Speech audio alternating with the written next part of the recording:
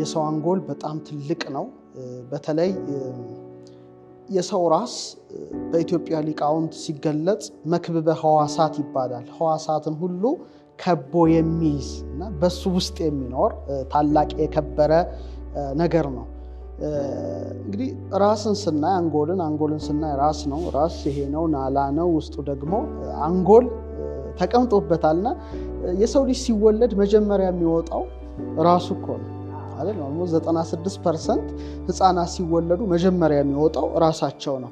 ይሄ ራስ የከበረ ቦታ ነው። በኢትዮጵያዊ ትምህርት አንደኛ አክሊለ ብርሃን የሚሆንበት የሰውነት ክፍል ነው። ለምሳሌ የተለያዩ ቅዱሳት ስዕል ብትመለከች አንድ ትልቅ ብርሃን ከራስ በላይ አለ። ዘውድም የሚደፋው አክሊልም የሚደረገው ጭንቅላት ላይ ነው። ምክንያቱም ራስ ታላቅ ነገር ስለሆነ።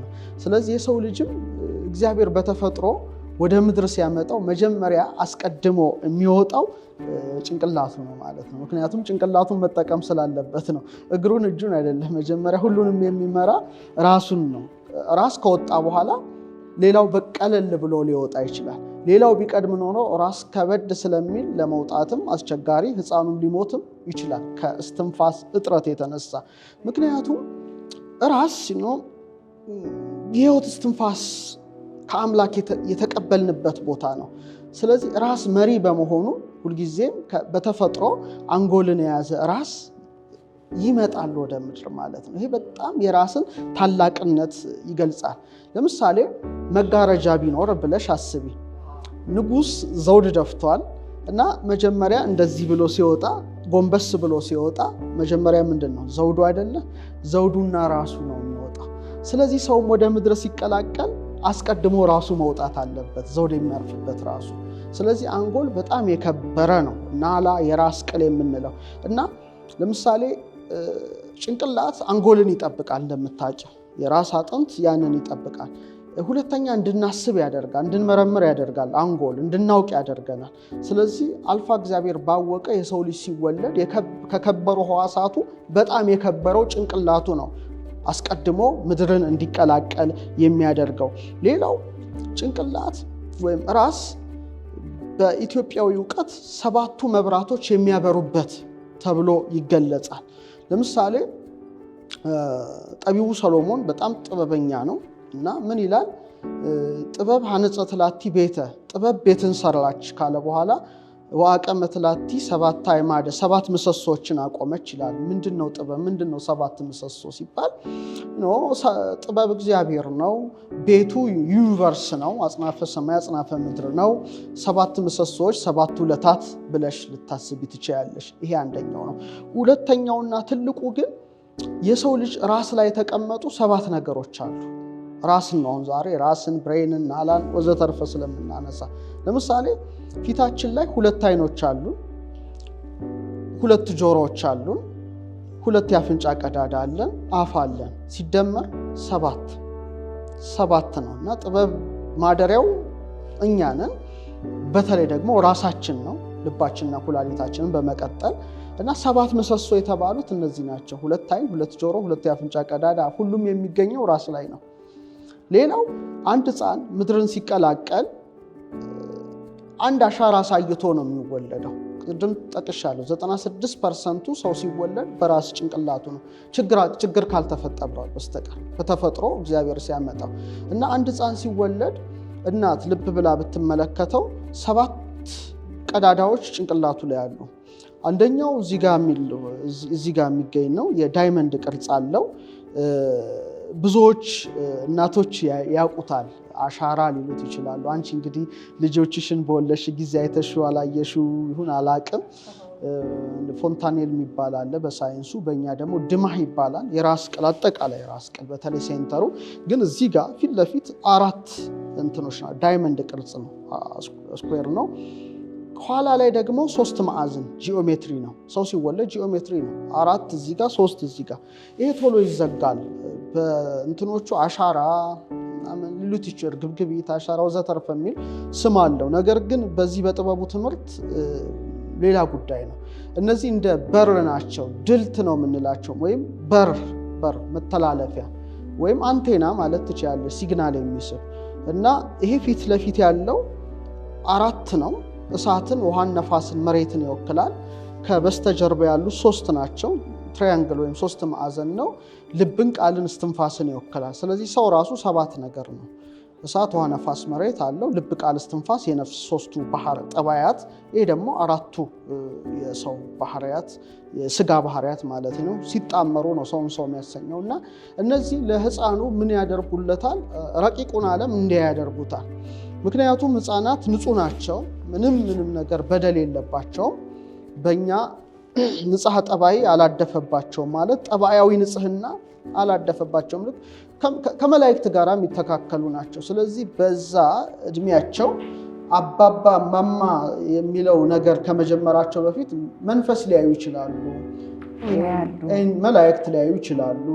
ከዛ በኋላ ሲዘጋ ይዘጋል፣ ሜሞሪውም አይኖረንም እንጂ ትክክል ነው። ለምሳሌ ህፃናት ተኝተው ይስቃሉ፣ ድንገት ይስቃሉ።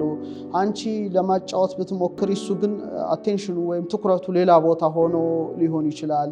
ፊቱ ሲለዋወጥ ትመለከቻለሽ። ይሄ ማለት ረቂቁን ዲሜንሽን ያያል ማለት ነው። የ5ኛው ልኬት ለሱ ክፍት ነው። ሞር ግንኙነቱ ከአባት ከእናት ከሚያየው ከሚዳስሰው አይነት ነገር ጋር ይሆናል እንጂ በጣም ትልቅ በሮች ናቸው። እያንዳንዳቸው በፊደል ልኬት የሚለኩና የአምላክ ስም አላቸው። እዚህ መጥቀስ ባያስፈልግም በእያንዳንዱ ላይ የሚሆን ነገር አለ እና በዚህ ጥሩ በር ነው ማለት ነው። እና ይህን ሁሉ የያዘው ግን ራስ ነው። ትልቁ አሁን ራስ ላይ ስንመጣ ነው። እና አንድ እናት ወይም አንድ አባት ልጁ ይሄ ፖርታል ይሄ ደጅ ከመዘጋቱ በፊት ማድረግ የሚችላቸው ነገሮች አሉ። ልጁ በጣም መልካም ልጅ እንዲሆን ትክክለኛ ነገር እንዲገባበት እና አስተዋይ ወላጅ ነው ሞባይል አይሰጥም በዛ እድሜው ላይ። ለምን? የኤሌክትሮማግኔቲክ ጨረሮች ናቸው እና ቅዱስም ነገር ሊገባ ይችላል፣ ክፉም ነገር በር ነው። በር እስከሆነ ድረስ የሆነ ነገር ሊገባበት ይችላልና በጣም መጠንቀቅ የሚያስፈልግበት ሰዓት ነው። ብቻ ምንድን ነው ራስን ስናነሳ 7ቱ መቅረዞች ወይም 7ቱ ብርሃኖች የሚያበሩበት ነው። ዛስዋይ አንድ ሰው በመንፈሳዊ ዓለም በብቃትም ደረጃ ቢሄድ ያው የብርሃን አክሊል፣ ንጉስም ቢሆን ከላይ ዘውድ፣ ካህንም ቢሆን ከላይ ጥምጥም ወይም አክሊል መድፋቱ ከራስ በላይ ስለሌለ ነው እና ራስን ስናነሳ ትልቁ አንጎል ያለበት የከበረ ቦታ እንደሆነ ልንረዳው ይገባል። ሁለተኛ የህይወትን እስትንፋስ የተቀበለ አካል ነው። ምሳሌ እግዚአብሔር ሰውን ከምድር አፈር አበጀው ካለ በኋላ በአፍንጫውም የህይወትን እስትንፋስ እፍ አለበት ይላል። ይሄ የህይወት እስትንፋስ የገባው ራሳችን በተሸከመው አካል ላይ ነው። በግዕዝ ገጽ ላይ ነው ይላል፣ ፊት ላይ ይላል። በአማርኛው ደግሞ እና ሌሎች ትርጉሞች በአፍንጫው ይላል። ምንም ችግር የለው። ያም ሆነ ይህ ብቻ የህይወትን እስትንፋስ የሚቀበል ስለሆነ ማህተመ እግዚአብሔር ለምሳሌ የእግዚአብሔር ማህተም ቢሆን ግንባሩ ላይ ይቀረጻል ነው። ማንም ሰው ሊያየው አይችልም፣ ግን ርቀት በሆነ መልኩ የእግዚአብሔር ብርሃን ኦር ስም ሊጻፍበት ይችላል። ለዚህ ነው በተለያዩ ቅዱሳት መጻሕፍት ንባባት ላይ ግንባራቸውን አተምባቸው ይላል እና ግንባር ወሳኝ ነው በጣም። ስለዚህ የአልፋ እግዚአብሔር ብርሃን የሚያበራበት ትልቅ ቦታ እንደሆነ እንረዳለን። ሌላው ራስን ስናነሳ ሰውን በራሱ ብቻ ታውቂዋለሽ። ሰው ማለት እሳት፣ ውሃ፣ ነፋስ፣ መሬት፣ ልብ፣ ቃል፣ እስትንፋስ ነው። ወይም ባህርያተ ስጋና ባህርያተ ነፍስ አንድ ላይ የተጣመሩበት የተዋሃዱበት የተሰናሰሉበት ነው። ለምሳሌ በቀላሉ ለማስረዳት እሳት አለን እንላለን አይደለ? ገላችን ይሞቃል፣ ይተኩሳል ወዘተርፈ። ውሃ አለን እንላለን፣ ፈሳሽ አለን፣ ደም አለን፣ ሽንት ምናምን ፈሳሾች ነገሮች አሉ። ምራቅም ምናምን የውሃ ጠባይ ነው። እንደ ነፋስ እንተነፍሳለን። እንደ መሬትነታችን አጥንት፣ ጅማት፣ ጠጉር፣ ጥፍር አለን። ይሄ የምናውቀው ነው። እንደ ነፍስ ደግሞ ልብ፣ ቃል፣ እስትንፋስ አለን። ይህም የምናውቀው ጉዳይ ነው። ግን የትም ሳትሄጂ እነዚህን የምታያቸው ፊት ላይ ነው። ሩቅ መሄድ አያስፈልግም። በእኛ በኢትዮጵያዊ እውቀት ወይም በትልቁ የስነ ፍጥረት የጥበብ ትምህርት ላይ እግዚአብሔር እሳትን ከአንገት በላይ፣ አየርን ደረት ላይ፣ ውሃን ሆድ ዕቃ ላይ፣ መሬትን ከወገብ በታች ሞር ጠንከር እንዲልና እንዲመራ አድርጎ አስቀምጦታል። ግን እዛ ሳንሄድ ፊት ላይ እናየዋለን። ለምሳሌ አይን አለን፣ አፍንጫ አለን፣ አፍ አለን። ቀላል ነገር ነው። ይሄ ፓተርን ነው። አይናችንን ስናይ ከእሳት ባህሪ ጋር ይገናኛል ነው። እሳት ብርሃን ነው አይደል? ሞር አይናችን ከብርሃን ጋር ተዋህዶ ያያል። ቀጥሎ አየርን ብናይ ነፋስ ነው። አፍንጫችን ይተነፍሳል። ውሃና መሬት ፈሳሽና ጠጣር ነው። ፈሳሽና ጠጣር አፋችን ይወስዳል። ስለዚህ ምንም ሳይሄድ ሰው እሳትነቱን፣ ነፋስነቱን፣ ውሃነቱንና መሬትነቱን እዚሁ ላይ ያየዋል ማለት ነው። አምስተኛ ባህርየ ነፍስ ደግሞ ረቂቅ አይኖች ደግሞ በውስጥ አሉት። ቅንኤል ወይም ፒኒየል ግላንድ አለው። ረቀቅ ያሉ ህዋሳት በኋላ ልናነሳቸው እንችላለን ከባህርየ ነፍስ ጋር የሚያያዙ። ስለዚህ ሰውን ሰው የሚያደርጉት ባህርያት ሁሉ ፊቱ ላይ ታነቢበታለች። ሰው ማለት ካርታ ነው። ሰው ዝም ብሎ ፊቱን በመስታወት እያየ እንዲኖር አይደለም። እያንዳንዱ ህዋሱን እያየ የሰራውን አምላክ እንዲያደንቅ ከመሆኑ ጋር ተያይዞ እነዚህ ሁሉ ካርታዎች የእሳት፣ የነፋስ፣ የውሃና የመሬት ካርታ እና ባህርየ ነፍስ ደግሞ በራሶቹ መካከል ሴንተር ላይ መካከል ላይ አድርጎ ደግሞ እዚህ ጋር ረቀቅ ያለ አይንን ሰጥቶታል ማለት ነው። ስለዚህ በዚህ መልኩ ሰውን የሚታወቅበት ነው ራስን ስናነሳ። ሌላ የሰው ልጅ ይቀመጣል፣ ይቆማል። በመቀመጡ ምድራዊ ነው፣ በመቆሙ ሰማያዊ ነው እና ሲቆም ወደ ሰማይ ያለው ክፍሉ ጭንቅላቱ ነው። ምንም ግዴታ ቀና ብሎ የሚያየው እንትን ነው። ሁለት እግሩ ደግሞ መሬትን ይረግጣል። ስለዚህ ራስን ስናነሳ ሰማያዊ እንደሆነ እንረዳለን። ቦታውም ሰማይ ነው። ጭንቅላታችን ሰማያዊ ምስጢር የያዘ ነው። እስካሁን እየተነተን እንደመጣ ነው ማለት ነው። ስለዚህ ሰው ከእንስሳው የሚለየው እንስሳትን ሲፈጥራቸው እግዚአብሔር 4 እግር ሰጥቷቸው ነው። 4 እግር ሰጥቷቸዋል። ሳር ይግጣሉ፣ ይጎነጫሉ፣ ይዋለዳሉ። በቃ ሀሳባቸው መብላት፣ መጠጣት፣ መውለድ ነው። ከዛ ውጭ ሊያስቡ አይችሉም። ስለዚህ 4 እግር ሰጥቷቸው መሬት እያዩ ነው የሚኖሩት። ለምንድን ነው?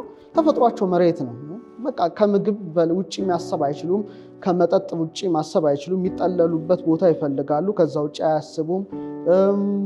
ሌላ መውለድ ስጋዊ ነገር ነው። ተራክቦ ጾታዊ ግንኙነት ይፈጽማሉ፣ ልጆቻቸውን ያስቀጥላሉ ነው። ሰው ግን እንደዛ አይደለም። ጭንቅላቱ ሁለት እግር ብቻ ነው ያለን ነው። እንደ ዘንግ መልምሎ እንደ ሸት ፈልፍሎ ቀና እንድንል አድርጎናል። ቀና የሚለው ደግሞ ጭንቅላታችን ነው። ምድራዊ ሳትሆን ሰማያዊ ጭምር ነህ ነው። በእግር ምድራዊ ነህ፣ ትወልዳለህ፣ ትበላለህ፣ ትጠጣለህ ምናምን። ግን እንድትበላ፣ እንድትጠጣ፣ እንድትወልድ ብቻ አይደለም ምድር ላይ የመጣኸው ነው። ክልክል ነው፣ በጣም ክልክል ነው። ሰው ለመብላት፣ ለመጠጣት፣ ለመውለድ ብቻ ምድር ላይ የመጣ ከመሰለው ከእንስሳው የሚለይበት ነገር የለም። ሰው አይደለም። ሰው ግን ቀና ይላል። ሰማያዊ ርስት እንዳለው ያስባል። የሰማይ ሰማያት ይሄዳል። አምላኩን ይሻል፣ ይፈልጋል። ተመስጦ፣ ተስፋ፣ ፍቅር፣ ምንትስ የሚሉት የመንፈስ ፍሬዎች ከፍ ከፍ ይላሉ። ስለዚህ ሰው ሲቆም ሰማይን የሚነካ እንትኑ ይሄ ነው። ግዴታ ቀና ብሎ ካላየ ሰው መሆኑን ያጠራጥራል። ለምን ሰው ከዋክብት ምን ይሰራልናል? ፀሐይ፣ ጨረቃ ምን ይሰራልናል? ለምን እናንጋጥጣለን ይላል። ያ ከሆነ ለምን እንደ እንስሳ 4 እግር ኖሮት መሬት እያየ አይኖርም? እና ፈጣሪውም ይጠይቀዋል። ጭንቅላት የሰጠው 2 እግር የሰጠው ቀና እንድትል ያደረኩክ ትልቁን ህዋ አይተህ ገናንነቴን እንድታውቅና ሰማያዊ ርስት እንዳለ እንድታስብ ጨምሮ ነው ብሎ ሲጠይቅ መልስ የለንም። እና ዋናው ምንድነው? ራስን ስናነሳ ስንቆም ወደ ሰማይ የሚያው ክፍላችን እሱ ነው።